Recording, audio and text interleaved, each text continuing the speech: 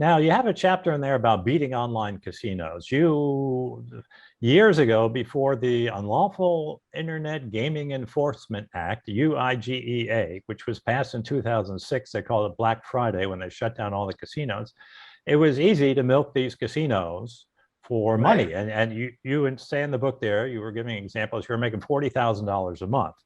But also you say it's still possible to make money from casinos. I guess part of it may be like these loss rebates before, or these bonuses they give you, and you give some examples in the book. Can you talk a bit about that? Yeah, beating the online casinos was you don't beat the game, you beat their marketing department. They what they do is, see, your regular casino, what they do is they say, now this is traditionally, and this is again back when this first started. The regular casinos, they have inexpensive buffets. I mean, the buffets were always loss leaders for the casinos. A lot of them, I mean, way back, they used just a few bucks for all you can eat, and the food was great. It was like, geez, this is crazy. It's like only a casino could do that, and they would have special room rates and show rates. So like, it was easy for players who lost some money at the tables to get tickets to the show. And of course, casino shows have always been overpriced. So they go, yeah, like back then it might be like $45. Now there's a lot of $100 shows. I mean, most of the big shows in Vegas were $100 plus. This is pre-pandemic, and I imagine this is the way it'll come back. But they could comp a player to, here's 2 show tickets. Well, what does it cost the casino? It doesn't cost them anything. If they got an extra 2 seats in the theater, there's nobody sitting there. Well, the players think, oh, gee, we just got an $80 comp. And it doesn't cost them anything. They can give you show tickets. They can give you special room rates. They can give you, all this stuff that really didn't cost much. And the online casinos couldn't do that. They don't have shows. They don't have rooms. They don't have restaurants. They don't have buffets. The only thing they could give you is special deals on money. And so they had all these different methods for giving back money. If you deposit this much, we'll match your funds once you play through this much. And if you lose this much, we'll give you a loss rebate of this much. And, and there were just a whole lot of different ways that I wrote a book about this also back then, while it was still legal. But the online casinos, all they could give you was special deals on money. And some of these were just incredible. I knew players that were making unbelievable amounts of money in the online casinos. We started doing it, but basically I ended up making the most money from my website, because I would put up banners for these casinos, and the casinos were they would pay if you put a banner for their casino, they would give you an affiliate pay, which means you get a percentage of the loss of any of the players that went to their casino through your banner. Somebody would click on their banner, they would see it came from you. And if that player lost money, they'd give you a percentage of it. And amazingly, they really did that. I mean, I remember at first thinking, well, they actually give you the percentage. How do you know if somebody lost money in their, it's something you can't even track. But they were just giving us, my website was a website for professional gamblers. And so I had players going in there playing at real high stakes. And a lot of them were in there just really hustling the bonuses. But, anytime you do this stuff, you have wins and you have losses. And on all of their losses, I would basically get what be a loss rebate. So it was like I was making deals with players where I'd say, yeah, you play through my banners on my site, and I'll give you this percentage of the rebate on your loss. And we were sort of milking loss rebates and these weird programs that they had. I mean, it was just it was a real sad day for professional gamblers when the U.S. government outlawed online casinos, because that was the easiest money that I ever found from gambling. I mean, you can sit home in your underwear. They were running 24 hours a day. And it's so much different. Like a regular casino, you're always worried about the surveillance looking at you through the eye in the sky, and watching videos of your play, and the pit bosses and the floormen, and everybody's suspicious. And these things, they're just all electronic. They got hundreds of thousands, millions of players in there. They don't know who anybody is. And so it's sort of like, it was like playing, getting an edge on these games, but having no surveillance, nobody actually paying attention to the amounts of money the thing is, those online casinos were making money hand over fist, because most players don't understand gambling. They don't understand how to win money. They don't understand how to get the advantage on this game, or how to exploit this loss rebate or this cashback program, or most players are just in there gambling. Right. And so the online casinos were making fabulous amounts of money. And so the handful of players that were actually in there milking their systems, they didn't even notice them. You're pretty much invisible to them. But now it's not illegal, is my understanding, to gamble at an online casino. And it may be in some states, I don't know, but generally you can still go and gamble in an online casino, try and take advantage of these bonuses. But people should understand that you weren't actually beating the game, you were beating the system by taking advantages of these programs, whether it was a loss rebate or a bonus or a sign-up bonus or free play or things like that. Well, yeah, the thing is, yes, what you're doing is you're taking advantage of, like, a lot of the professionals that were exploiting the game. They were exploiting blackjack and video poker because it's so easy to figure out what the house edge is on those games. Mm-hmm. Because there's just so many books that just give you charts and you can figure it out. Whereas but when you're really exploiting the bonuses, I mean, sometimes your best play is on slot machines. Sometimes it's on, something else. You got to look at everything they've got available, because it's the bonuses where the value is, and it's not coming from the game so much. Now, the thing is, right now in this country, it is illegal in most states to play in online casinos, and that includes in the state of Nevada. You can play poker in Nevada. You can go on the WSOP website and legally play poker. You can deposit money, and now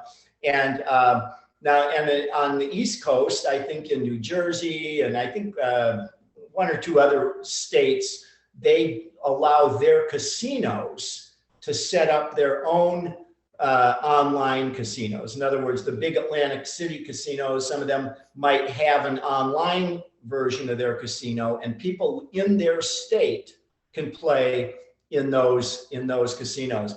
Now, right now, I can't play there because I'm in Nevada, so I can't go. If I was in New Jersey and staying in a motel or something, I could probably go online and play in one of those casinos legally, and they'll have blackjack, video versions of blackjack and craps and roulette and all the games. But because I don't live there, I don't ever even. For instance, I tried to go and download some of the games just to see if there was anything of value. I was going to write an article, how to beat the game. But they won't even let me download the games onto my computer. They can immediately tell I'm coming from outside their state, right, and therefore they can't verify my location is in their state. They won't even let me, so I can't even look at the games, look at the rules. But from talking to people, my understanding is it is not the same as when online casino itself was legal, and there were thousands of casinos, most of them coming from different islands in the Caribbean and who knows where because all those casinos were competing against each other. Whereas like if you're in New Jersey, well, great. It's like you got half a dozen casinos, if that are running online versions, and that's all their competition. Well, you're not going to get the same kind of bonus, bonuses and cashbacks and loss rebates as when all of these thousands of casinos were competing with each other for like the whole world's action. The competition really made those games incredible. So I'm not so sure that the games that are available right now online, but again, I've never examined them. It'd be interesting, but I can't. They won't even let me, download their software. Right. All right. Now, in your last chapter in your book, you give a bunch of different. You have a bunch of small articles talking about famous people in the field of blackjack, and one of them you mentioned. Let's see. You were talking about. So you talk about like Ken Uston, Tommy Highland, Stanford Wong, but I want to ask about Ken Uston, because a lot of people know him as being like the most famous card counter of all time. So you met him, you talk about it in the book. I think you only met him one time, and how'd that go? No, I met him quite a few times. Oh, you did? Okay. Yeah, he lived, I was living in Berkeley, and he was living in San Francisco, right across the bay. So I a number of times had been over to his apartment, and I met him in Vegas once. And he used to call me on the phone and talk about things. He sometimes would call me from some island he was on and say, "Arnold, they got this rule here. It's this." It would be some weird rule that paid something if you got, a 5-card Charlie or something like that. And I would usually end up taking out Stanford Wong's book. Stanford Wong really explained what all these weird rule variations were worth. I would just take out Stanford Wong's book and look it up and tell Uston. In fact, I think I told him at one point, I said, "Why don't you travel?" I'm trying to think if it was called Basic Blackjack. Get the book. Might have been the one. He had a number of books that just analyzed all these things. And I just said, "Why don't you just start carrying Stanford Wong's books with you? Because, this guy has already analyzed all this." And here's Wong's book. This one was Professional Blackjack. Professional Blackjack, yeah. Yeah, he had, but anyways, Uston was a character. He was the one who sued, and this is probably where he really made his fame. He sued the Atlantic City casinos because they wouldn't let him play. And he said, "This is it's a violation of my civil rights. You're telling me I can't play because I'm smart." He says, you can't tell people they can't play just because they're intelligent. You're only going to let stupid people play. It was very bad press for Atlantic City casinos. But the thing is, their games were so easy to beat. That card counters loved those games because they had this early surrender rule, which meant that it was a form of surrender that was just a lot more valuable than the type of surrender you're liable to see in any blackjack games these days. But he actually ended up taking it to the Supreme Court. He represented himself, which is in itself in a state Supreme Court is like unheard of. Now he had a legal team. There were attorneys that were giving him all the information and stuff like that, but he wanted to do it himself, and he won. He won his case. That was the end of the really good games in Atlantic City. But again, for some one guy who was a card counter, and he was a very smart guy. He had been the vice president of the Pacific Stock Exchange in San Francisco before he got into card counting. So he was not just your average Joe Blow that bought a book on how to count cards. He was a very smart guy, and he happened to hook up with this guy Frank Schipani, who really was a brilliant guy and taught Uston, really what Uston knew about blackjack. And but he was a funny guy. He was very, very friendly, very sociable. He liked to party a little too much. He worried people on the teams he was with, but he was, aren't you drinking a little too much? He usually played the big player, which is the guy that runs around putting the money on the table, while the sort of like, he had like where I had radar, my wife was doing the work. He would have, 6, 8, 10 guys in there that were counting on different tables, and they would be using signals to call him in, and he would go in and basically just come in with big bets right out of nowhere. Like the casinos were at this time, the casinos were very dumb about that type of play. They published a book about it then called The Big Player.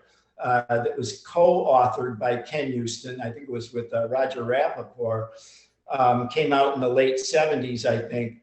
And that kind of put an end to, it didn't put an end, but it hurt that type of play. Because again, it was a type of play the casinos it wasn't something they'd seen before. In a way, it was similar to shuffle tracking, because he had players sitting at tables, counting down the decks, and then calling him in when the count was high. And that type of play is still being done by teams today. A lot of the regular card counting is still being done. There's players still making money counting cards in casinos. They haven't totally destroyed the games yet. They used to be a whole lot easier to beat, but now it takes these more advanced techniques to try to get any good amount of money out of them.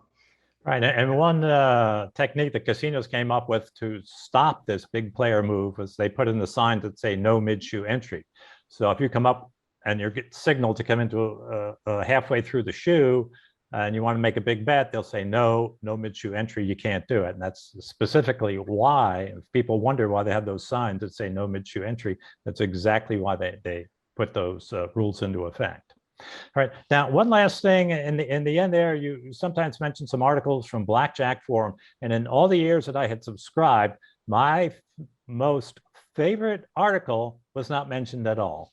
And I'm going to ask you about this to see if you remember it. It was called Surprise Party at the Klondike. Oh, yeah. The Klondike I was in Las Vegas, and there was a gambling conference, and I was a speaker. I might have been on a panel discussion or something like that. And one of the other people that was at this conference was Stanford Wong. And Stanford Wong came and he told me about this game at the Klondike. Trying to think what they called it. It was second chance or do it again. They called it free ride. I did free ride. That was it. Free ride. That was it. But what it was it was a game that the one of the pit bosses or the casino manager. This was a casino that had like 4 blackjack tables. It was a real little hole in the wall place, way out on the South Strip by itself. And Stanford Wong, he told me about this, and he said he told me, he estimated the value was someplace like about I don't know 1.5% or something like that if you just use the surrender strategy. And so I thought, well, this sounds great, and I went, and he said, I said, oh, I'll go check that out. He said, well, you better go soon. He says, because I'm going home tonight. And when I get home, I'm going to put out a news flash to all my subscribers to tell them about this game. And I got a lot of people in Vegas and a lot of people that'll even fly in for this game because this is just a unique opportunity. Well, so I went over there and just got a seat and was sitting there for, I'd say, about 3 hours, and I was making money. It was kind of crazy. It's like just this. Let me explain. Let me explain what it was, please. Because the free ride was that if you got a blackjack, they would give you a lammer, and then you could turn in the lammer as a surrender. You could surrender a hand, and you didn't lose any money. You just surrendered your lammer. Right. It automatically you could you got a blackjack, they'd give you a lammer. It was like a little chip, and you could collect the value of the lammer when, let's say, the dealer has a 10 showing, and you've got a hand of 16. You can toss your lammer on the table and say, I don't want to play this hand. They'd take your cards away, but they wouldn't take your money. So that's great. That's why they called it a free ride. On these hands, you get a free ride. Well, there's a huge value to that. Wong was the one that figured out the value. He was a great computer programmer, especially for this type of just figuring out, gambling things. I mean, he had programs to run blackjack simulations with any kind of rules, any number of decks, and so he could just program in, okay, what if this, and it would, and he could figure out the strategy to use and the value of it. Really, he was just a brilliant guy, and he had hundreds of people that subscribed to his newsletter for that type of information, because he used to publish this kind of information regularly. Like every few months there'd be another. He called it I don't know if it was a Paille press party, something like that, where his subscribers would all show up at a casino. I mean, this happened all over the place. I mean, the most common ones were like blackjack pays 2 to 1. Well, that's just an automatic big advantage for the player. It doesn't seem like it would be that much, but once he figured it out, and he said, okay, this is what the edge, everybody would show up, and everybody's making a table maximum bet, just sitting there, not leaving their seat. People didn't want to get up to go to the restroom because they didn't want to miss any hands, and they didn't want anybody to take their seat. It was just crazy at some of these events like that. But that Klondike Hotel, that was crazy because it was such a small place. And they had 4 tables. Every table was packed, and there were lines of people standing behind the table waiting. If somebody has to go to the restroom, well, I'm just going to take your seat while you're gone to the restroom, or somebody wants to go get a sandwich or something. I mean, it was funny. It was very amusing, and they ended it that night. They didn't even I don't even think they made it till midnight. I probably wrote in the article, I'm sure the details I got in there because I went to it and was writing it right from the experience. But that was a real funny one. Yeah, that was a great article. That was my favorite one. I never really hear anybody talk about it, but I mention it to people whenever I have the chance. Well, Arnold, again, the book is called Radical Blackjack, just came out recently. If people want to get more information on the book, they want to know where to buy it, where would they go? Well, they should probably get it directly from the publisher on the Las Vegas Advisor website, which is just lasvegasadvisor.com, and then go look for books and special deals, whatever. Look around on that site and you'll find the book. And I think they have a discounted price on it. You can also get the book at Amazon. I don't know if Amazon matches their discounted price or not. I would advise people to get it directly from the publisher, because I know he has a discounted price on it. All right. Now, if people want to get more information on you specifically, where would they go for that? Well, I have a website, blackjackforumonline.com.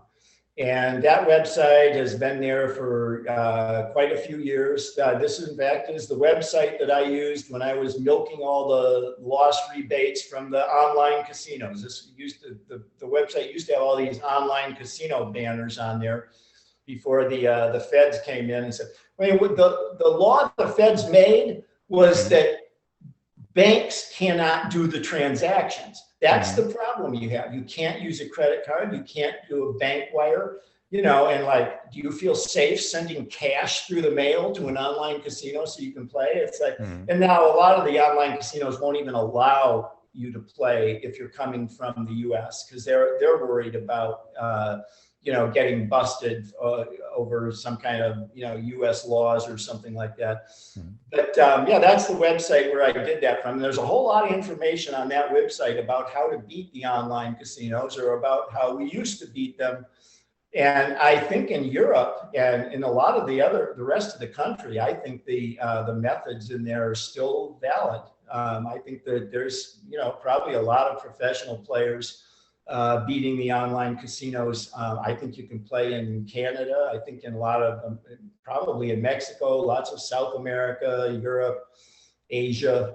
The US is one of the few places that just said, no, our banks are not allowed to do those transactions. Okay. All right, Arnold Snyder, it was great to see you. I haven't seen you in a long time. It was great sitting here chatting with you. And again, the book, Radical Blackjack, look for it on Amazon or huntingtonpress.com or lasvegasadvisor.com. Arnold, it's great seeing you again. Thanks very much and take care. Okay, good seeing you, Steve. Thanks.